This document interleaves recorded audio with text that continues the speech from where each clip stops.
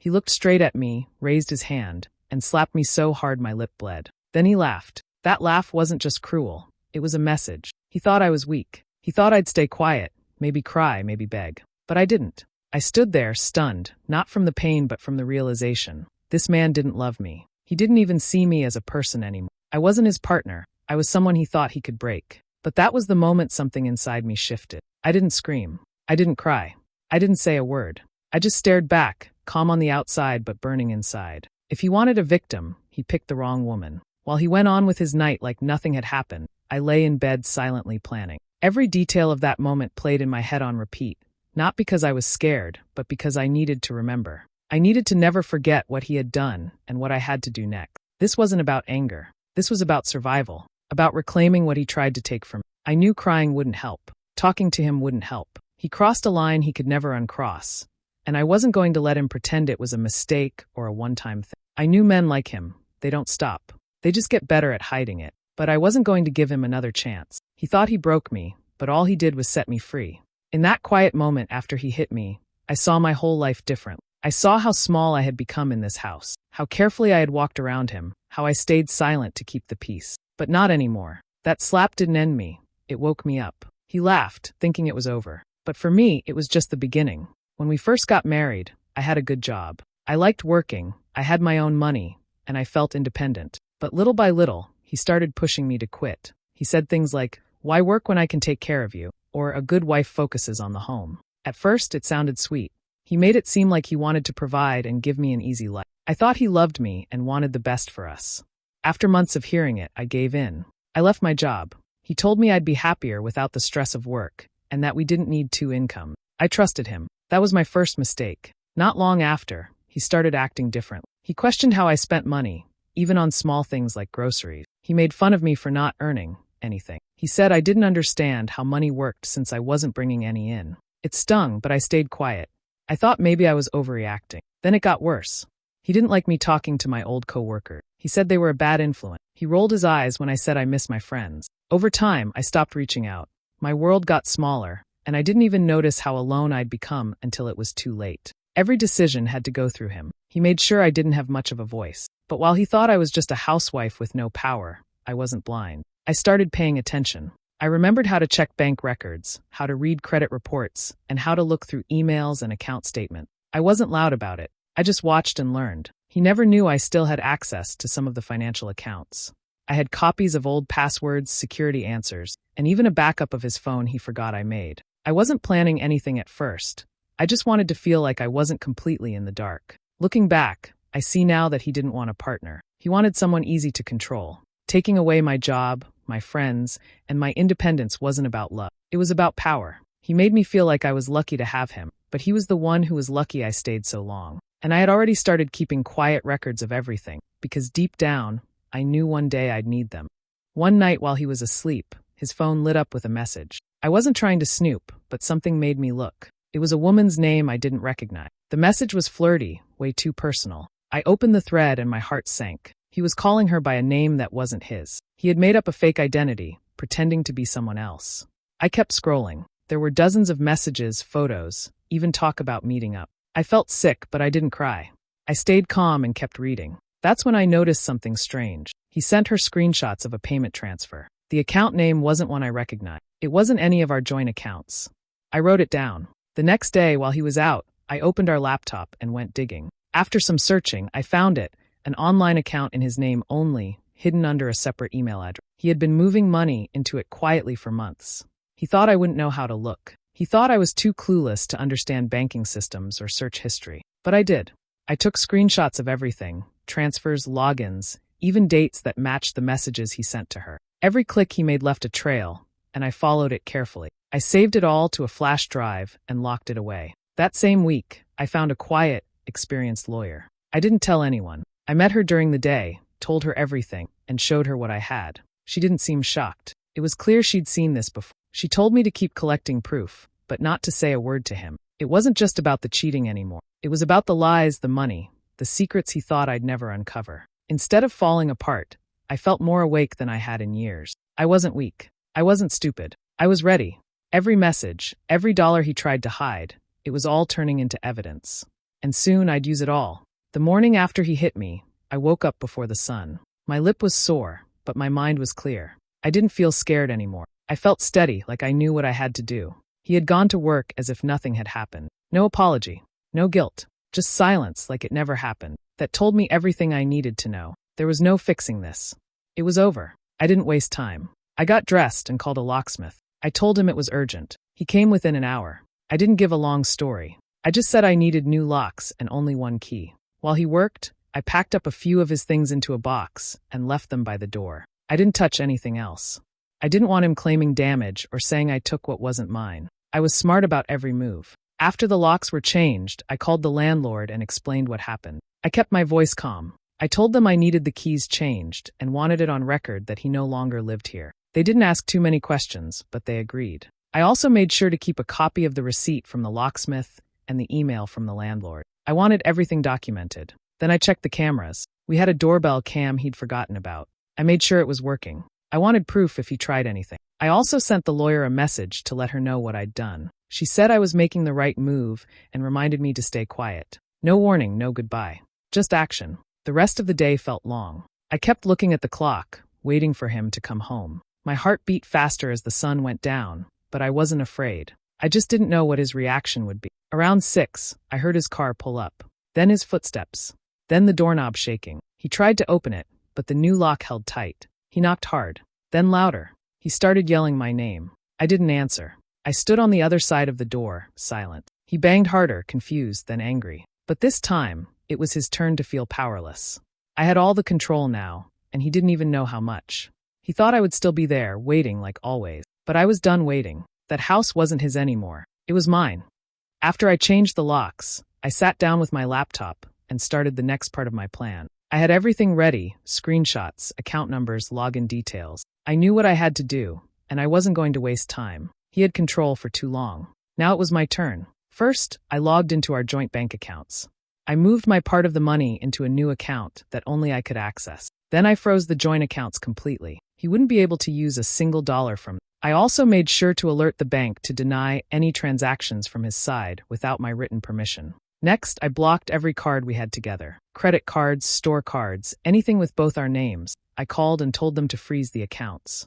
I made it clear there was a legal matter in process and that I didn't approve of him using the fund. I had copies of everything and even forwarded a few documents from the lawyer to back up my claim. I didn't stop there. I contacted the credit bureaus and put alerts on all shared credit lines. That way, if he tried to open anything new using my information, I'd know right away. I locked down every part of our financial life he once had access to. Then I took things one step further. I reported a few of his secret side jobs to the IRS. He never filed taxes for them, thinking no one would find out. But I had records. He bragged about not reporting that income, thinking he was smart. I kept proof, screenshots of text messages, payment receipts, even the fake names he used. I sent it all in. Once that was done, I set up a private legal trust for my portion of the money. This way, he couldn't touch it during the divorce. The lawyer helped me make sure it was solid. I wasn't going to let him take a single cent more than he deserved. Later that day, my phone rang. His name showed up. I didn't answer. Then he called again. And again. I turned the phone off. I had nothing left to say. He could scream, cry, beg. I didn't care. He made his choice. Now he could live with it. That night, for the first time in a long while, I slept without fear. Everything he thought he controlled was gone. Every door he thought was open was now shut. And I was the one holding the key. Before I became a housewife, I worked in finance. I handled money, accounts, contracts, and numbers every single day. I was good at it. I solved problems fast and paid attention to every detail. I had clients who trusted me and a boss who counted on me. But when I met him, he said I should take a break. He said we didn't need two incomes. He wanted me home, not working late or stressing over deadline. He made it sound like love, like care. Slowly, I stepped away from my job. I didn't know then that he didn't want a partner. He wanted someone easy to manage. He always acted like I didn't know much. He'd explain basic things to me like I was a child. He talked over me when we were with friends. If I offered an opinion, he'd laugh or change the subject. I let it go for a while, just to keep the peace. I thought maybe he just liked feeling in charge. But deep down, I knew who I was. I never forgot the skills I had, the knowledge I'd worked hard to gain. I just waited for the right moment to use them again. When I found out about the cheating, the money, the lies, I didn't panic. I got to work. Quietly, carefully, I put everything in motion. While he thought I was clueless, I was gathering proof, talking to a lawyer, setting everything up. He had no idea what I was capable of, because he never took the time to see me clearly. That was his biggest mistake. As I locked him out of accounts, blocked his cards, and moved my share into safety, his world started falling apart. His side jobs dried up when the IRS got involved. His mistress disappeared after I sent her the truth. His friends stopped answering him. One by one, the things he used to feel powerful started to vanish. He was used to being the one in control. Now he was the one chasing answers and finding closed doors. For the first time in years, I felt like myself again. Not the quiet wife who smiled through the insults. Not the woman who stayed home and kept her head down. I was strong, smart, and prepared. Everything he tried to take from me, I took back. He thought I was soft. He thought I was simple. He never realized the woman beside him could undo him with facts, files, and a plan. And by the time he understood, it was far too late. After everything I found, I knew there was one last step I needed to take. It wasn't about getting even. It was about showing the truth. He had been talking to another woman for months, maybe longer. He used a fake name, fake stories, and made her believe they had a future together. I wondered if she even knew he was married. Maybe she was just another one of his victims, the way I had been. I didn't message her right away. I waited until everything else was done. Locks changed, accounts frozen, legal work in place. Then I opened the chat on his phone and took screenshots, messages, photos, the money he sent her, and all the fake things he told her. He had even said he was getting a divorce already, which wasn't true. He said I was crazy, jealous, and controlling. All lies. I found her profile easily. She seemed normal, not someone trying to steal anyone's husband. So I wrote her a short message. I didn't insult her. I didn't scream or blame. I simply told her the truth. I said, "You probably don't know me, but I'm the woman your boyfriend has been married to for the last 6 years. Here's what he hasn't told you." Then I sent the screenshots. At first, she didn't reply, but I saw she read the message. A few hours later, she wrote back. She said she had no idea he was married. She looked shocked, confused, even embarrassed. She thanked me for showing her. She said he told her I was out of the picture and that they were going to move in together soon. She had no clue she was being used. I didn't feel joy. I didn't feel anger either. I felt calm. It was like one more weight had been lifted. She needed to see who he really was. And maybe, just maybe, it would stop him from doing this to someone else. I told her I wasn't reaching out to fight. I just wanted her to know the truth from someone who lived it. After that, she blocked him. I know because he started calling me right after. He must have figured out what I did. He was furious. He left angry messages, saying I ruined everything. But I didn't ruin anything. He did that all by himself. She saw the real man behind the lies. And for once, I wasn't the one left in the dark. He showed up on a Thursday evening, just before sunset. I heard his car pull into the driveway. My heart started to beat faster, but I didn't panic. I had already prepared for this moment. The locks were new. The documents were ready. My phone was charged. The camera above the door was working. I stood still and listened. He knocked at first, soft, like nothing had happened. I didn't respond. Then the knocking turned into banging. I heard his voice through the door. He was saying my name again and again, asking me to open the door, saying he just wanted to talk. I stayed quiet. He had lost the right to talk to me the moment he raised his hand. Then the mood changed. He started yelling. His voice got louder. I heard him kick the door. He was getting angry. He shouted about how this was still his house, that I couldn't just lock him out. He said I was being unfair, cruel, that I was ruining everything. I didn't say a word. I just reached for my phone and pressed record, even though the door camera was already doing its job. He kept shouting and kicking, then suddenly switched to crying. Loud, messy crying, like someone who couldn't believe they lost. He begged me to come out. He said he loved me. He said he needed me. He swore he didn't mean to hurt me. I didn't believe him. He meant every slap, every word, every threat. Now he was just scared because he had nothing left to control. I didn't open the door. I didn't answer. I didn't even move from my spot. I simply called the police. I told them my name, my address, and that my soon-to-be ex-husband was trying to force his way into the house. I let them know I had a restraining order already filed and that I had video evidence of what was happening right now. They said officers were on the way. He was still outside when the flashing lights arrived. I stayed inside while they talked to him. They asked him questions, and he raised his voice again. He pointed at the house. He kept saying my name like it would change something, but it didn't. I had everything backed up. The police knew I wasn't just reacting. I had a file. I had a copy of the restraining order request with dates, a written summary of the abuse, and the video files saved to both my phone and email. One of the officers knocked and asked to speak with me. I opened the door just a little, enough to pass the papers through. I didn't want to see him. I didn't want to hear any more of his fake apologies. The officer nodded and told me I did the right thing. Then they told him to leave the property and not come back. They warned him that next time, there would be no warning. Just charges. He finally walked away. I watched from the window as his car disappeared down the street. He wasn't crying anymore. He looked empty, like someone who realized the game was over. I closed the curtains and locked the door again. I didn't feel scared. I felt calm. For the first time in a long time, I knew he couldn't touch me anymore. After the police left, I sat down and backed up all the files again. I sent copies to my lawyer and saved everything in more than one place. I wasn't going to let one moment of fear undo all the work I had done. He had shown up thinking I would fold, that I would fall for his tears. But I didn't. He tried to scare me. He tried to act like he still had power. But all he did was prove I had made the right choice. The old me might have opened the door. The old me might have believed his tears. Not anymore. He lost control. I had it now, and I wasn't giving it back.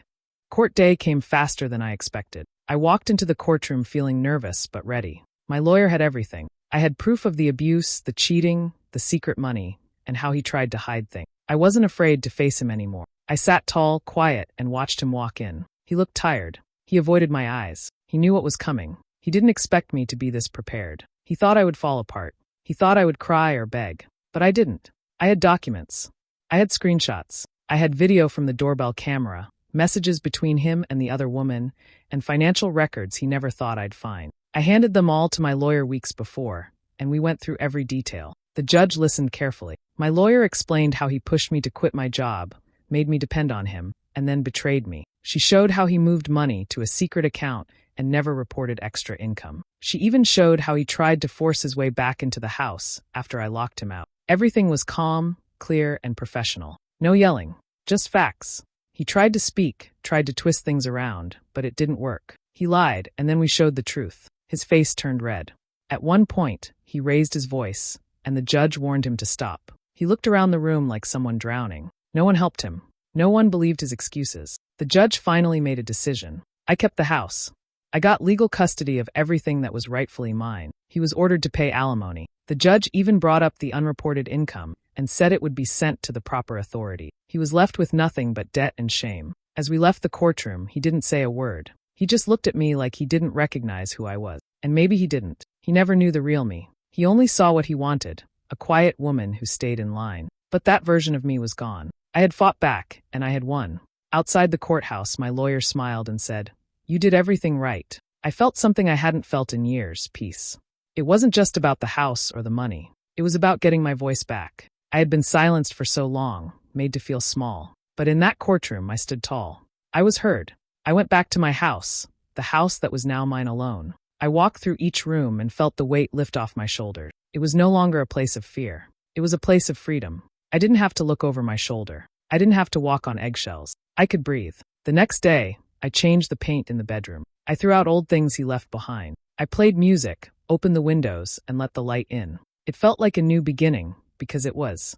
I didn't care that he was angry or embarrassed. That was his burden, not mine. I had carried enough pain for both of us.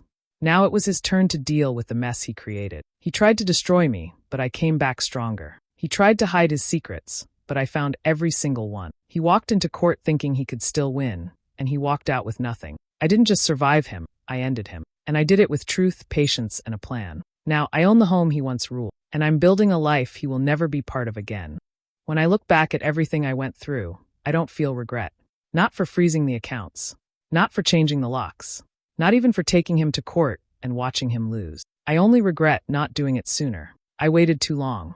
I gave him too many chances. I let him talk me into staying when I should have walked away. I believed the lies. I thought things would get better. They didn't. For a long time, I stayed quiet.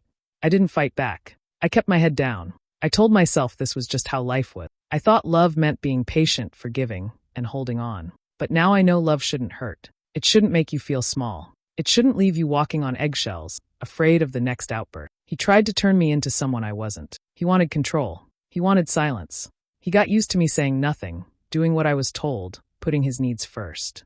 I forgot how strong I was. I forgot I had a voice. But the night he hit me, something changed. It wasn't just the pain. It was the laugh. That cold, careless laugh after hurting me. That was the moment I woke up. I didn't want revenge. I wanted my life back. I wanted peace. I wanted safety. And I wasn't going to wait around hoping he would give it to me. I had to take it for myself. Step by step, I built a way out. It wasn't easy. I cried in secret. I was scared. But I kept going. Every screenshot, Every file I saved, every phone call with my lawyer, it was a step toward freedom. Now I live without fear. I sleep through the night. I eat without a knot in my stomach. I make decisions without checking how he might react. I laugh again, real laughter, not the forced kind I used to use just to keep the peace. My home is quiet, but in a good way. There's no yelling, no walking on edge, no fake apologies. Just calm. People ask me if I miss him. The answer is no. I miss the version of me before I met him. The one who was confident, focused, and kind. But I've found her again. She's stronger now, smarter, and no longer easy to fool. I'm proud of that. I share this not because I want pity, but because I know there's someone else out there in the same place I was. Afraid, stuck, and unsure. I'm not going to say it's easy. It's not. But I will say this. You're not as powerless as you think. Silence doesn't mean weakness. Sometimes silence is the space where we start planning. Sometimes it's where survival begins. He thought he broke me. He thought I would crawl back. He thought I needed him. He was wrong on every count. I didn't just survive, I rose. I built something better. I found peace, not in hurting him, but in healing myself. And I'll protect that peace with everything I have. I don't need anyone's approval. I don't care if people think I was too harsh or too cold. They weren't the ones living in fear. They didn't have to rebuild everything from the ground up. I did. And I did it alone. So no, I don't regret a single step I took. I only wish I had known earlier that I was allowed to choose myself. That I didn't have to stay. That I didn't have to wait for him to change. I could have walked away the first time he raised his voice. I could have walked the first time he made me feel worthless. But I'm walking now. Head high, shoulders back, no apologies. He lost something good. I didn't lose anything worth keeping. This is my life now. And I'm not giving it up for anyone. Did she make the right move taking everything and leaving for good? Or should she have given him one last chance? Let me know in the comments. I'm really curious what you think. And if you like stories like this, don't forget to subscribe and hit the bell for more.